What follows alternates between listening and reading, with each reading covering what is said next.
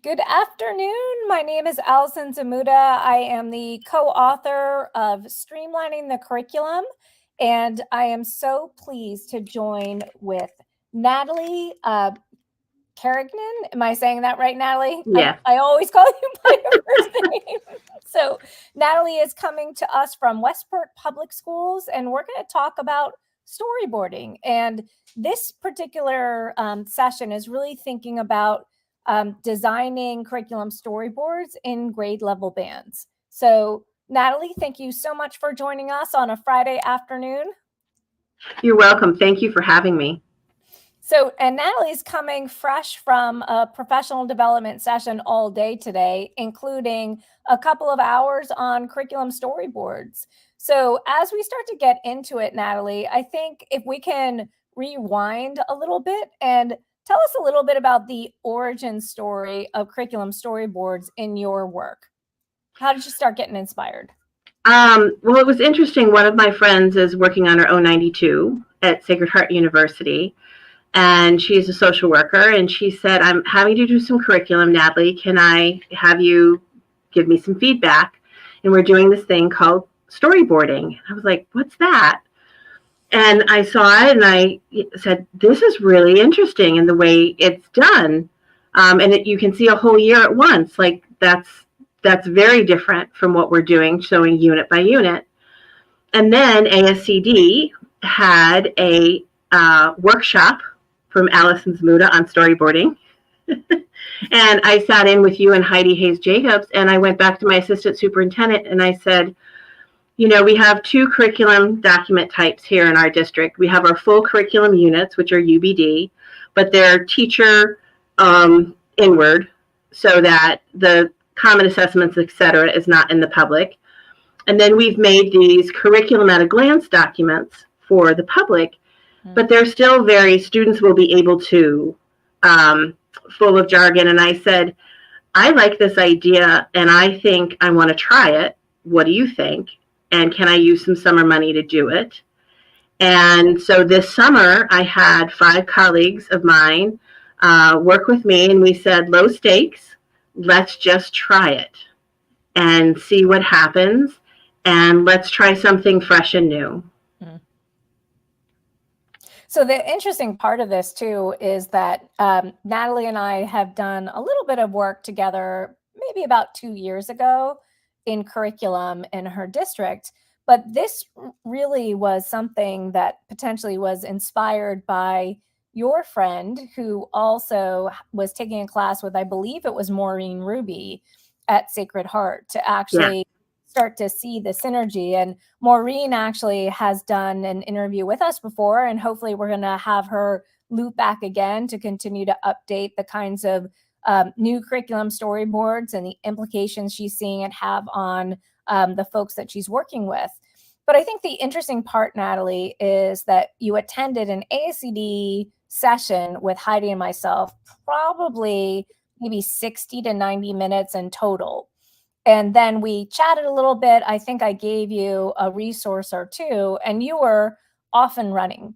So it's interesting to start to think about the initial reactions that your folks felt on your team when you started to draft these curriculum storyboards.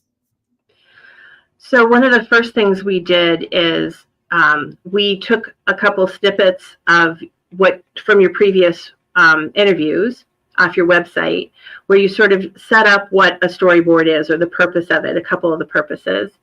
And I also said, I really think this is family-friendly, child-friendly, and we've been wanting a way to make ourselves a little more seen we're a small department, and what's considered a special area department as well. So how do we do this? Let's try this.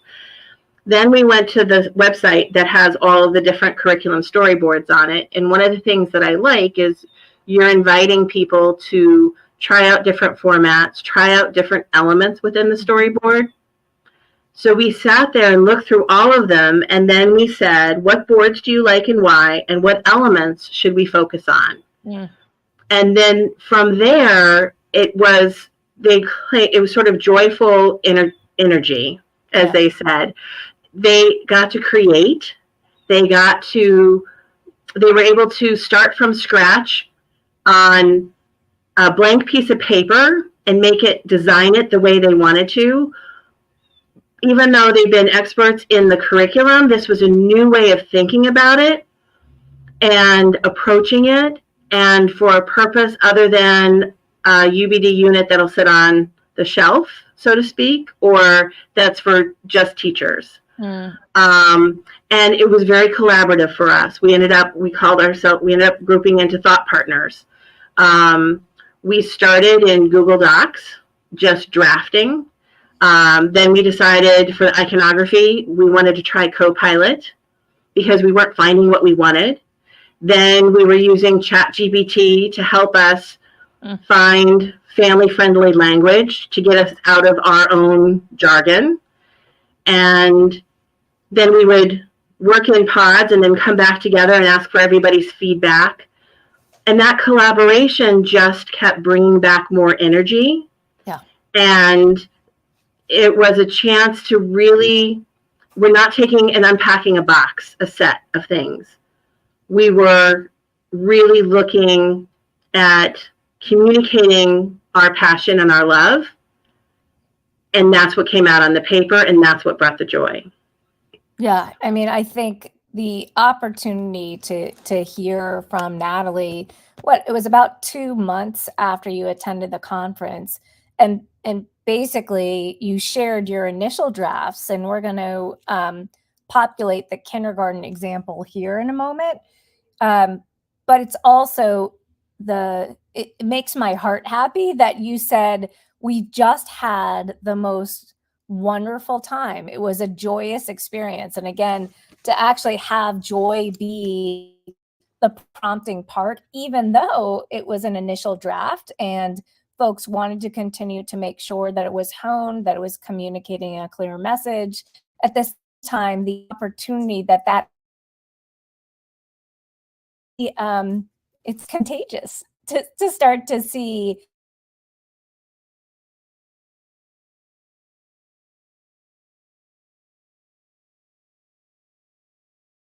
I also want to just give a heads up that we do have people that are joining us live. So if you're in the live feed, whether you're on YouTube, Twitter, or LinkedIn, go ahead and put in a comment or a question or an insight or a reflection to continue to shape the conversation that we're having.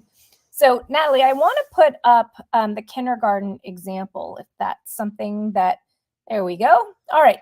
So can you talk us through the idea on how you started to approach this from a grade level band point of view? And we're going to start with kinder. We'll go up to first grade and second grade. But let's start talking about the territory of what you wanted to keep consistent and clear, and how you continue to demonstrate increased skill and sophistication for your learners. So we have bands because we have a limited time with students that they can't reach mastery within the single year that we have. So we have a K2 band, a 3-5, a 6-8, and a 9-12. And so really the final assessment and mastery would be in that grade 2, 5, 8, and 12.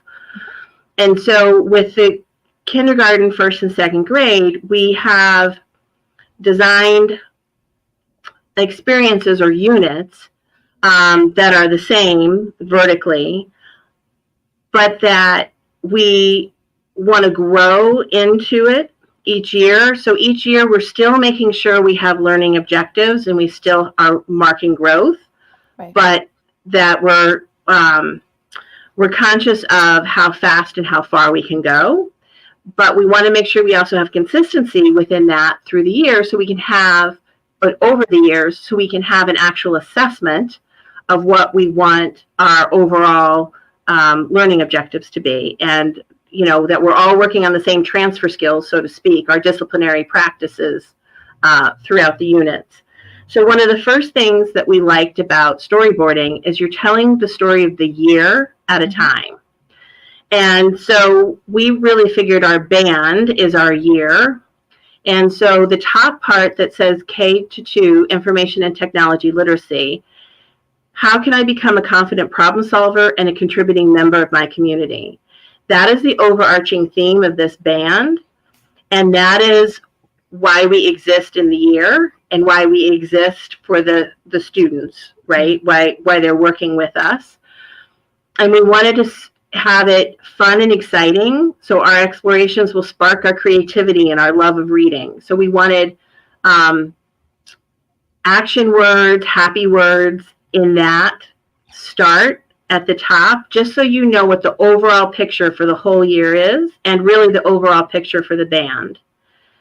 Then within each unit, we've been talking a lot about how we think as scientists, how we approach things as researchers. And we're really building a sort of an identity.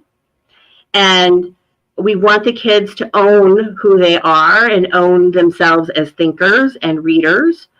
So we ended up with naming each of our units with an action of who, or an identity of who they are. We are skill builders. We are programmers. We are designers. We're really actually a programmer in kindergarten because we're programming, right?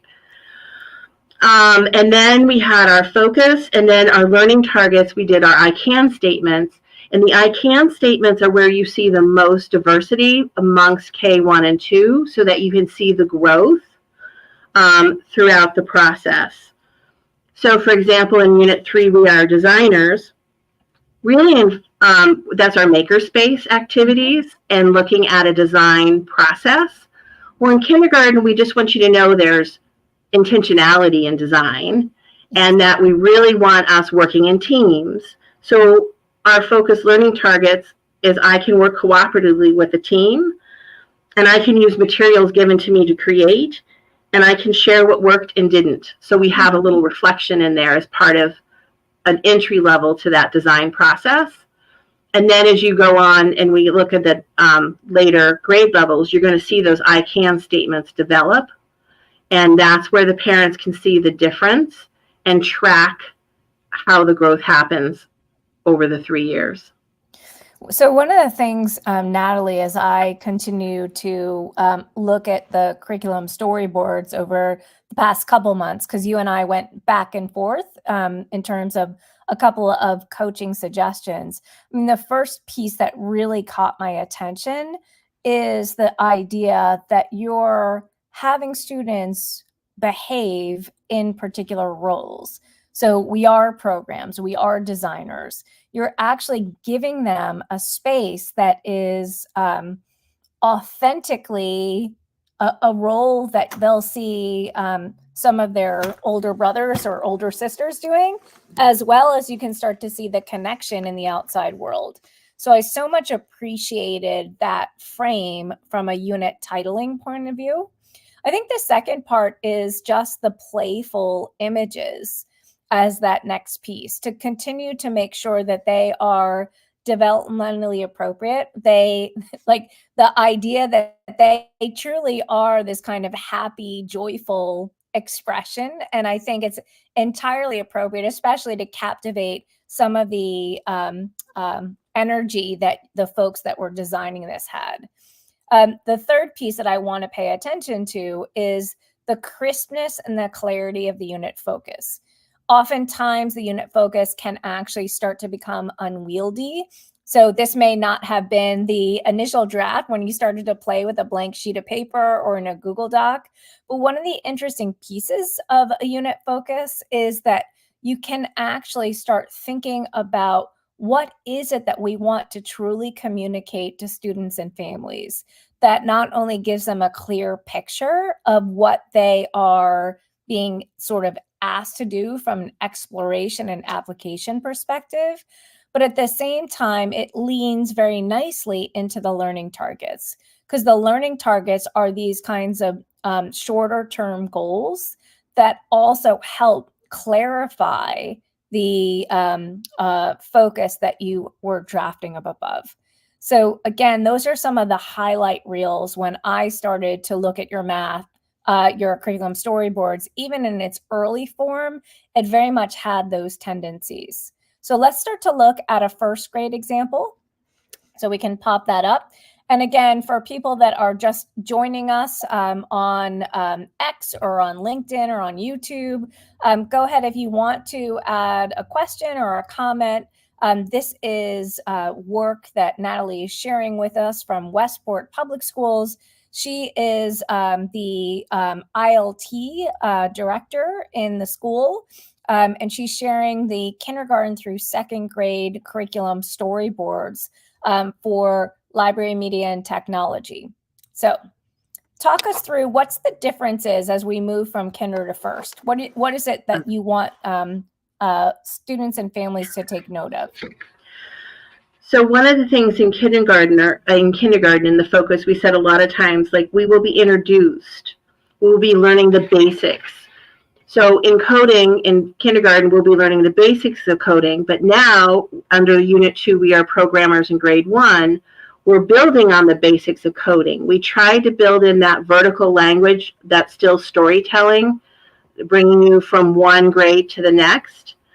And building on the basics of coding, we will tackle more complex challenges using coding blocks and including loops. So we're putting in some vocabulary, but vocabulary versus jargon is what we were trying to go for, so that they know there's certain concepts that we're teaching, but it still doesn't go back to, students will be able to, that sort of thing, and stay family friendly. One of the other things you can see, we talked about our designers in the last unit. So now you can see the designer learning targets become more focused. I can name the parts of the design process. I can work cooperatively with the team. I can follow the steps of planning, creating, and sharing. And I can reflect on my creation to make improvements. So now we're introducing iteration. Yeah. And so I think this another interesting point is that there are some consistency moments when you move from kinder to grade 1. So for example, the titling is identical. Is that right, Natalie? Correct. And so is the iconography. And there's a hidden inside joke in our iconography. We have all of the schools' mascots. So we have 5 elementary schools. One is a cheetah, one is a colt, one is the seal, one is a giraffe, and one is a lion. Just happened to work out. And so we wanted to, our idea as moving forward, and we had talked about, you and I together in the coaching session, is do we want to keep the pictures the same or not? And we felt strongly that we're identifying with our schools and we're identifying what we are designers or we are researchers. So we wanted to keep that the same. But when we are building out our 3 to 5 band, we have slightly older looking mascots so that you can tell the difference between the lower grades and the upper grades.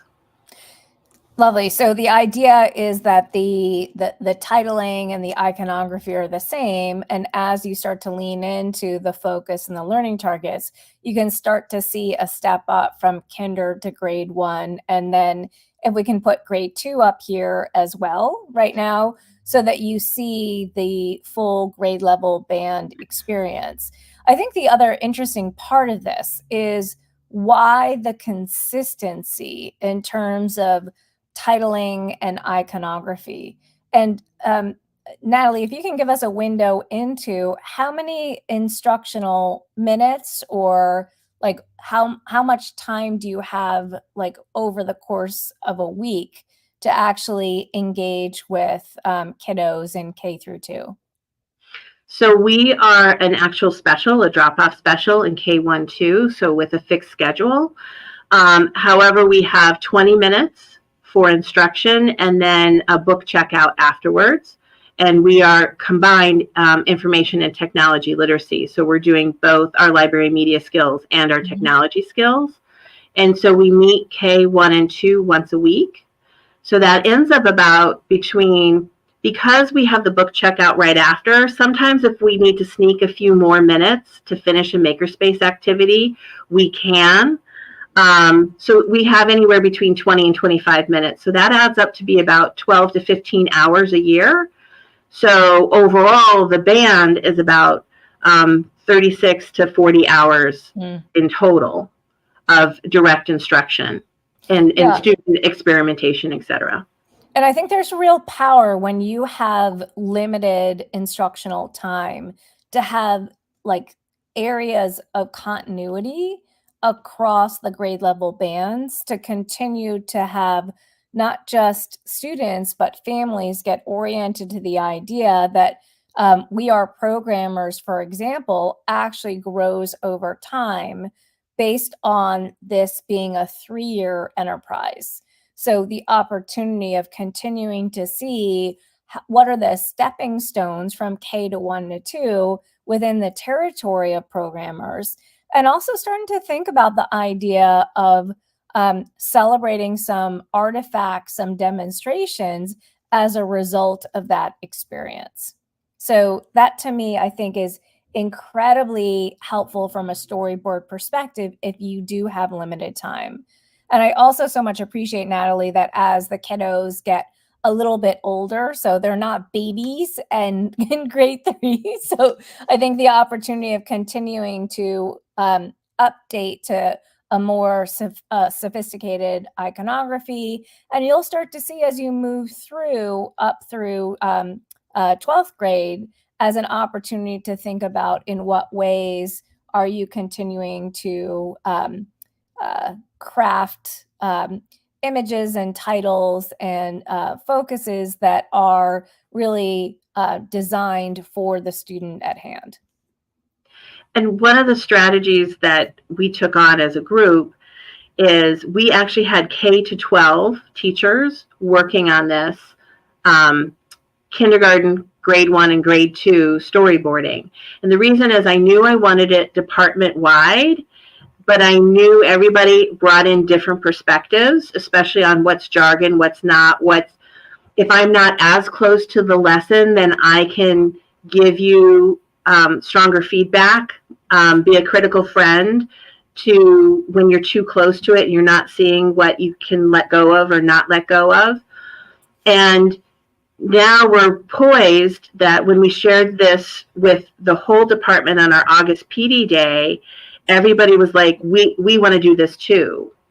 And that's part of also keeping our blue throughout the whole design. So we have the stripe and our Westport logo so that we are part of the district. We are part of this curriculum, and this is a template. We ended up doing a template in Canva for the final look that we can now roll out. But we'll have 4 units or we'll have 6 units or something, and we can still look like a seamless K-12 department with some unity. However, we have the ability to, in middle school and high school, we don't see us using the mascots. It doesn't make sense for the iconography, but we have a style that we want to stay with to grow with us. And so those were some of the strategies we took on. So when you're starting to move into the next grade level band, I know that you spent a little bit of time this afternoon looking at grades 3 through 5. What are some of the choices, some of the ideas that they're playing with as they're beginning to generate their initial maps? So one of the places we started with is responsible digital citizens, because we know that's a K-5 for sure. And we know lifelong readers will be K-5, if not K-12. It really is one of our pieces. And we partner or utilize Common Sense Media Lessons. So it was a great place to start and sort of build out and keep building on the I can statements. Meanwhile, there's a couple of places where we really are designing and doing our makerspace in collaboration with the science units in 3 through 5. So our discussion was, are we scientists? Are we designing scientists? Are we scientists and designers? So we may change. We still want to keep the pattern of an identity, a role that the students are authentically in, but those may change a little bit. And we were just really starting with that brainstorming part today. And what is the same? What do we want to keep? What don't we want to keep? We do know we want to, originally in our first design, we had essential questions, or what could be essential questions at grade 2, but weren't really essential questions for kindergartners, in the focus. And we took that out based on some coaching from you, and we put that into our actual focus. We changed the question to more of a statement. So we know we're going to keep focus, and we're going to keep learning targets, and we're going to keep I can statements. But that, they also said, by the way, can we have posters like this? And they want them for open house, which is Tuesday, and they're having printouts of these already. Oh, wow. Like, everybody bought into that, just like, we're ready to go. So that was some of our time today, was like, okay, we're doing 3 through 5, but we're ready to launch K in 1 and 2. And we want that for open house. So when you're starting to imagine the visuals, if you can hold one of them up again, Natalie. So it was just lovely. But when you're starting to see the visual of We Are Programmers and the power of what the curriculum storyboards are communicating, what are you hoping your the families of your students are going to start to see in terms of how you're designing curriculum with students in such a way that, again, families have hopefully a clearer understanding of what is happening during that time? Well, one of our hopes is that, and we even said, one of the benefits of the storyboard is that it's accessible, that parents get it, that parents know what we're doing with their children, and can have conversations with their children about what they're learning, that they can see a clarity of it and a connection themselves with it. One of the other things that we're going to be doing, these don't have the colors in them, but we chopped up, and we now have bookmarks of each of our units. And so one of the ideas is, when we start the unit, we can resend the bookmarks home, reminding the parents and the students what they're really focusing on and what their learning target is. So we have little parent messages and families and communication starters, and larger ones that they see as they walk in for identifying.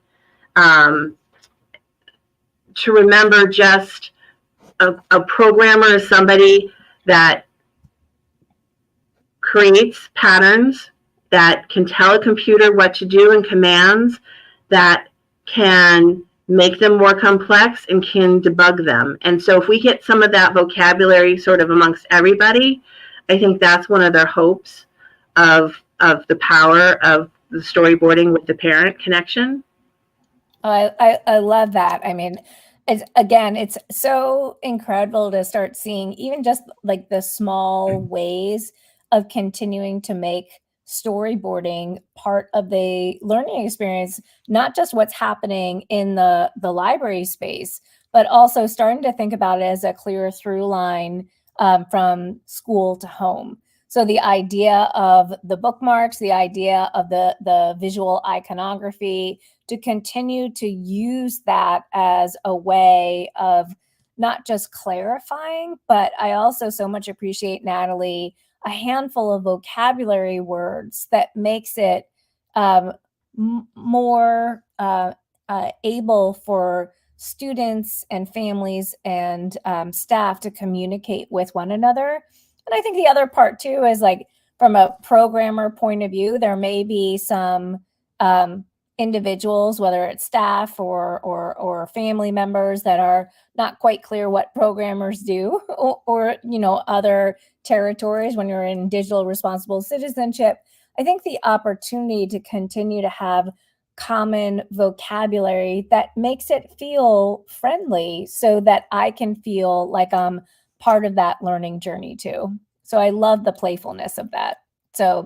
So your open house is coming up. We would love to hear from you, Natalie, if you can send me a quick reflection on how it went, because one of the things that we deeply care about is that curriculum storyboards are not designed just to actually be a way to plan something. We want curriculum storyboards to begin to impact the learning experience in real time. So an open house is a beautiful way to start launching that experience. Other ideas, Natalie, in terms of some other next steps that you're going to be taking as you're starting to use the K2 curriculum storyboards? One of the things I've done is I've shown all of the curriculum coordinators here our experiment and said, this was our experiment. This was our time. Nobody has to do it the way we did it. The whole idea and beauty is going to the Storyboard website. And I had the science curriculum coordinator say, I just don't see how I could fit it on a single piece of paper. And I said, well, there's storyboards that aren't on a single piece of paper. And by the way, we cheated. We started with an 8.5 by 11, but when you print our storyboard, it's really an 8.5 by 12, like it's a legal size paper, because we just couldn't fit it on that one sheet. Right. And so just helping to share with others in our own district to be a model, because that's one of the things that library and media specialists and technology teachers try to do, is be leaders within our own buildings. So we want to do that for our colleagues. And then for our department, we're doing 3 through 5 for the elementary group. When we have our K-12 days, we'll provide peer feedback. But our 6 through 8 and 9 through 12 really have program at a glance, because they don't have time with students, like dedicated time. It's always integrated push-in time. They have some guaranteed orientation lessons and some of those things, but we have an overall program that we do. And so by the end of the year, we want our programs at a glance also to be told in a storyboard. Because of the power of connecting simply, clearly with parents, with other teachers. They have a better idea of what we're doing when we come in, and the students have a better idea of what they can do by participating in these activities. Lovely. Well, we'll keep in touch throughout the year to continue to see how it's impacting the learning on the ground. And students are really starting to think about whether it's the bookmarks or the curriculum storyboard, how does that help clarify, give me an advanced organizer as the kinds of things that I'm doing, but also in what ways are we starting to figure out new, fresh ideas of how to document learning? Doesn't need to necessarily be part of the report card, but at the same time, it is something that could start to become a portfolio of things that I'm proud of as I started to develop over the course of that experience. And then the last thing that I'm thinking about as I started to look at K1 and 2, you're also starting to see potentially a beautiful integration back into core areas that have a fair bit more time in terms of their own instructional minutes. But I love to see how what you're doing as an ILT team is inspiring other subject areas to not only perhaps design their own curriculum storyboards, but to also start to see in what ways can we start making more meaningful integration with what the library, media, and technology storyboards are starting with. So I think that's all beautiful continued ways of moving forward. So Natalie, any other words that you want to say before we hop off the call? I would like to Thanks. I would like to just say thank you for having us. This has been a great experience, and I would love to do a shout out for my writing team. Essentially, it took us about 20 hours to do these 3 over the summer. We made sure to keep it light in the way that we did half days so that we weren't burnt out and we could come back with fresh minds. And so I'd just like to say thank you to Jen Serino, Nicole Moeller, both co-librarians at Staples High School, to Samantha Hubbard, Barbara Eilertson. Sam is the technology teacher and Barbara's the library media specialist at Longlots Elementary, and Tara Doyle, who's the technology teacher at Kings Highway. Yeah, and they definitely deserve like kudos. Again, this is it's a labor of love, but hopefully you're starting to see that it has a level of levity to it. And so I think that's the other just interesting part of this curriculum storyboarding process, that even when it feels like a heavy lift, that heavy lift is still seen through a creative and generative lens. And that clearly was just on display in that beautiful work that you shared with us. So thank you. And thank you for your coaching through to it, because we feel like we're at a whole nother level and as we're ready to expand. So it's been a pleasure. All right. So if you want to check out more of the curriculum storyboard interviews, head to our YouTube channel, because I think that's something that Natalie continued to use as she started to look at different storyboards. It also influences the idea of, well, we just looked at K2 library and technology curriculum storyboards. What does it look like in math? What does it look like in science? So there are so many different opportunities of interviews where you can hear different school practitioners tell their story. So Natalie, thank you again. Have a wonderful weekend, and we'll hear from you soon. You too. Thank you.